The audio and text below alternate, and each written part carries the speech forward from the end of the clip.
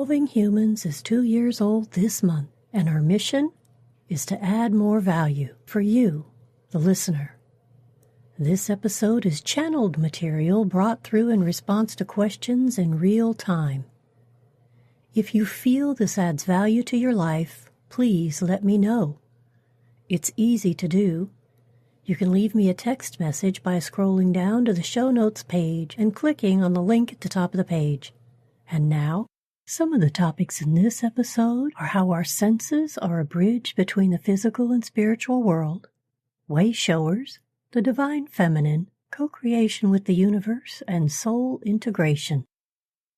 We recognize the sound quality of the following tape is not up to standard, but we hope you will focus on the quality of the information.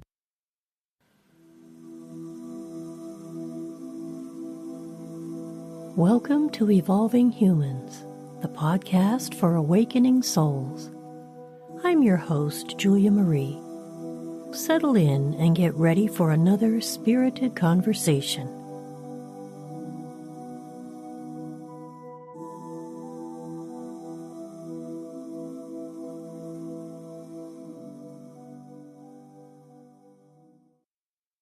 We are here, you may begin. Namaste. Thank you for being here today. Do our senses act as a bridge between the physical world and the spiritual realm? The simple answer to that question would be indeed they do. They are the channels that are used to translate the signals that are coming from the subtle realms into the context of your physical or material experience. So yes, indeed they are in form and also in function a bridge between the two.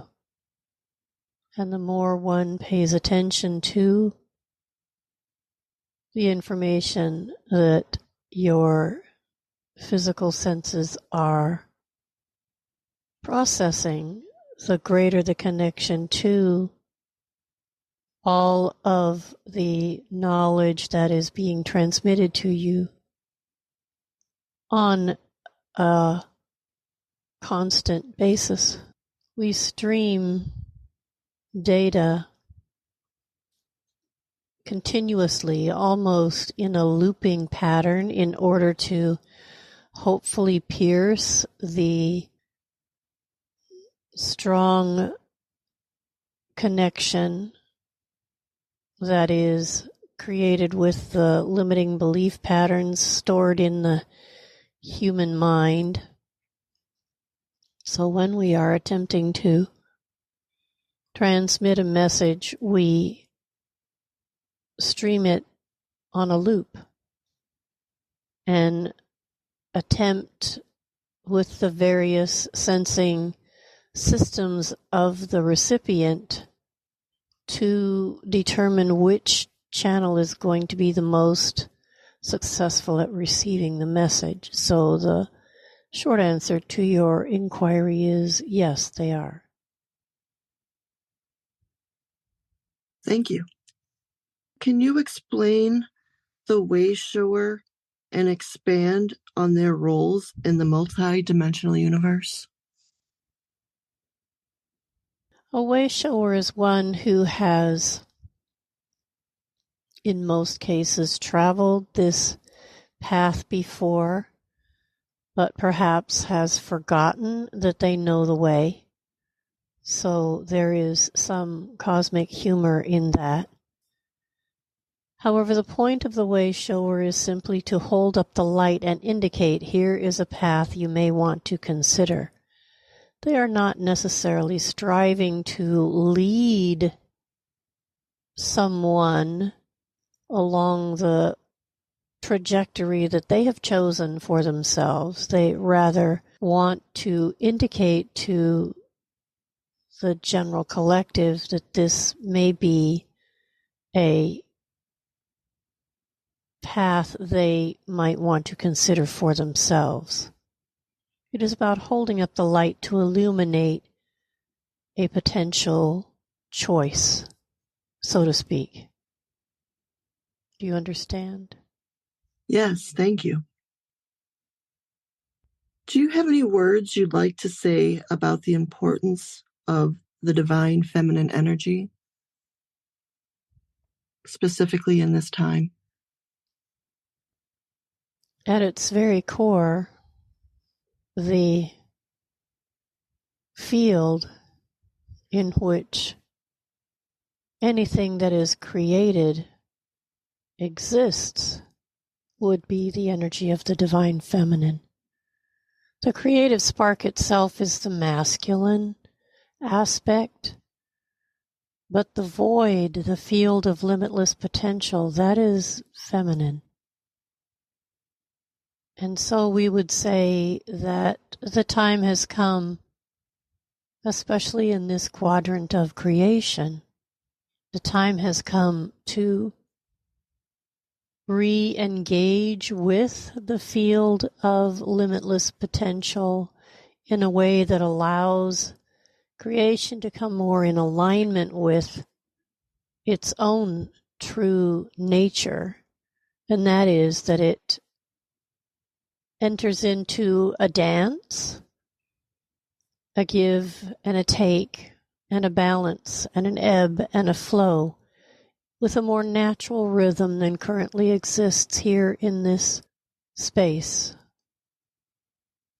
The masculine has been out of balance for eons, especially here in this entire quadrant of creation, not just on this planet, but this entire area.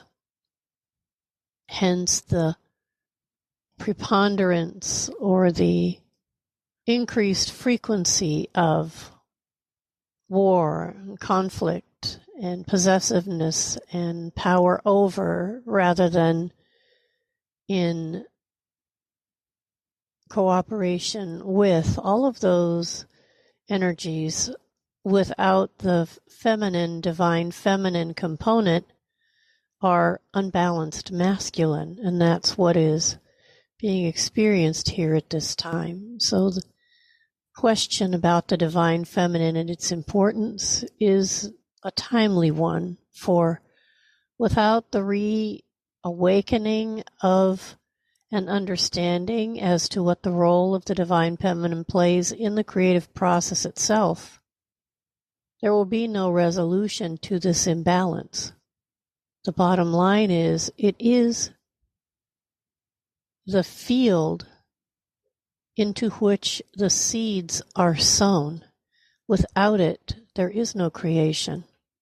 Despite what those that lean towards active manifestation and that type of creation would assert as their position, one cannot simply aggregate energy willy-nilly and push something out into the world and expect that it will be balanced in its expression if there is no infusion of the feminine qualities of nurturance, of care, of love, and of an understanding that without that feminine aspect to the creation, whatever it is that is formed is not in balance. So do you understand? I believe so, yes. Can you explain how we co-create with the universe? The most important thing to understand first is that you, each of you, is the universe. So you are, in effect, co-creating with yourself. You are a densified expression of spiritual light. You are light in form. The universe, from your perspective, is light without form. But understanding that it is a spectrum and not a polarity is a good first step. And your intention, again, as in the previous inquiry, coming together in alignment with your highest expression of whatever it is you would create, and being mindful always of the feminine aspect of that expression is critical in doing the co-creative dance with the universe. The field is responsive, and it will project to you what it is you are yourself anticipating as far as your experience goes. Again, if you lean more heavily on the masculine aspects of the creative process, you are going to experience an unbalanced creation in effect. In other words, the field into which you are planting your seeds is not properly tended, nurtured, watered, however you wish to portray the analogy. So we would say, in the dance with the universe, be in alignment with your greatest desire. Be mindful of the service or the care or the nurturing that is required to foster a successful creation. And remain consistent in your purpose for having the desire to create whatever this is in the first place. Do you understand? Yes. What is soul integration? That is both a complex and simple question at one and the same time.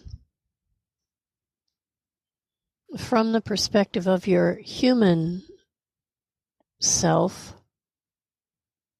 the human mind can make this quite a complicated situation when one considers the parallel universes, the multiverse itself, the different levels and layers of consciousness, the multiple facets of reality itself. This can become complicated. However, from the perspective of the soul, it is always, is now, has been, and will be whole.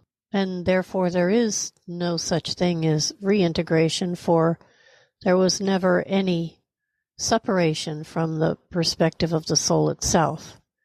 So the reintegration or integration process is something that is native to the aspect of the soul that is in materialized form, so to speak. It's a matter of expanding your awareness to include the awareness of other aspects of your being, no matter the place, the planet, or the plane in which that aspect of your being may concurrently be residing with you in your current state of awareness here as an incarnated being on Earth.